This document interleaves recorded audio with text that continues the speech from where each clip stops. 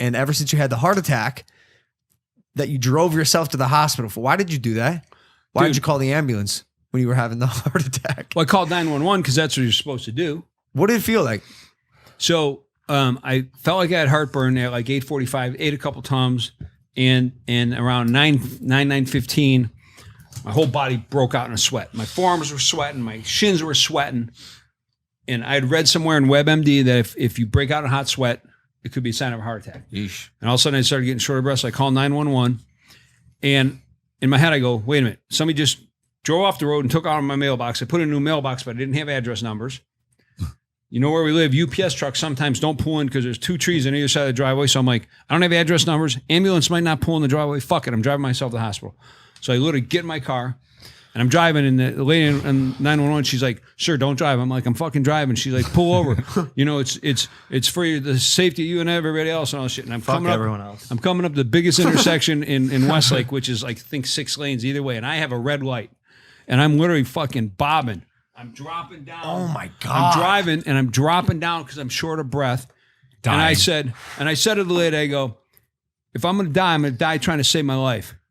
Fucking pull up to the ambulance and these dudes are loading shit up. And I go, hey man, I'm Greg Paul. I'm over at Bradley Road.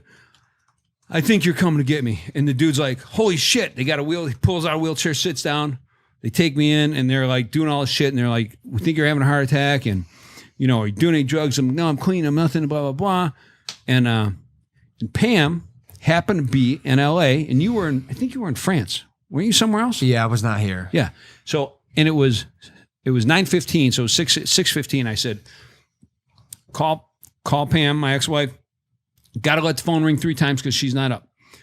Nurse calls and she goes, there's no answer. I go, did you call back 3 times? She goes, no, only twice. I go, you need to do it again right now. That's one of my biggest pet peeves in life is when I tell someone to do something and they like don't follow the instructions. I hate it. So, and they're like, the one nurse goes, sir, you need to take off your pants. I take off my pants. She goes, you need to take your boxer briefs off. And I look right at her and I'm dying.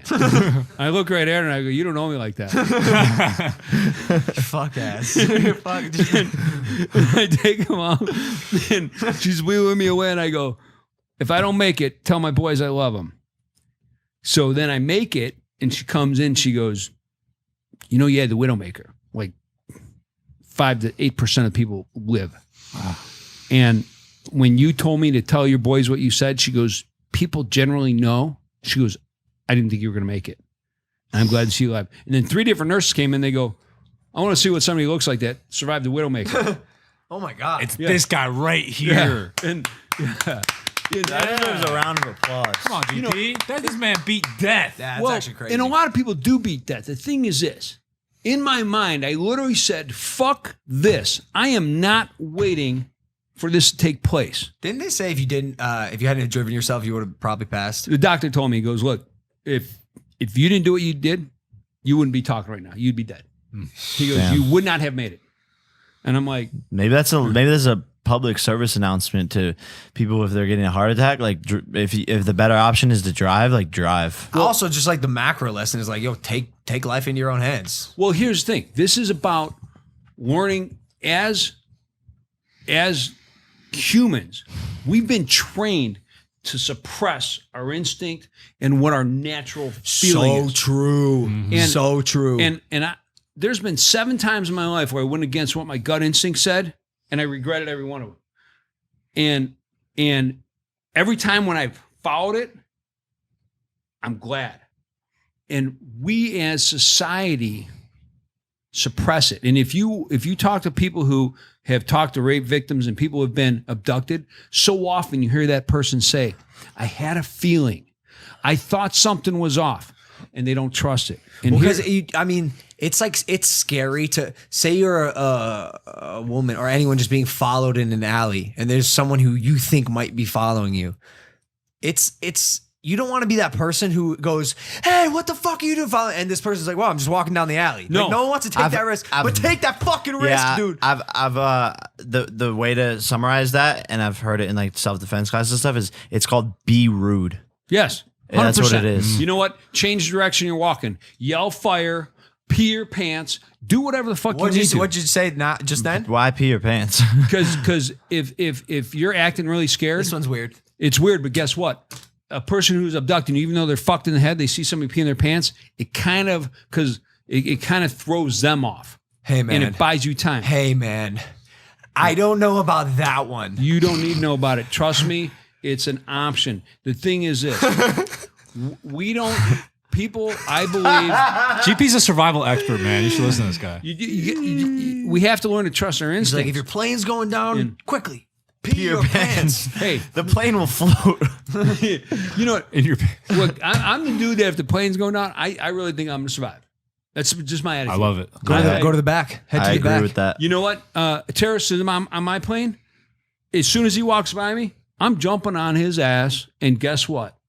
If he's strapped with a bomb, we might blow up the whole fucking plane. But he did it with me on his ass. That's And what. That's That's a better way to go than sitting in my seat. I fucked being the a bitch. terrorist in the ass. No, mean, that's what happened with on 9/11. What was that plane? There The one was that was two supposed to hit planes. the Pentagon. Yeah, there was one that's supposed to hit a Pentagon, but the people on board like fought the terrorists and then saved a bunch of other people's lives. That actually story reminds me of you actually. Yeah. So, I say, hey, you know what? Go back to trusting your instincts and allow yourself to feel that. Because guess what? Let's say your girlfriend's walking down the alley and she yells fire, or she turns around and says, hey, back away, you're in my space. And then the guy goes, I live right there. Okay, cool. What happened? No big deal, right? Right. Does it matter? And I learned this from Jake. I remember the first time when something happened in Pam and I, our emails got fucking flooded, and also with Logan with the China thing. And you literally said, dude, It's actually Japan. Japan, yeah. You literally said, you're like, dude, in 4 days, it's not going to matter. In 4 days, the haters are going to chill out, let it go. But guess what? Our society it hit us now and it has impact. Let it go. If you're in an alley and you turn around on somebody, who cares in 20 minutes? Yeah. No. If you made a mistake, who cares?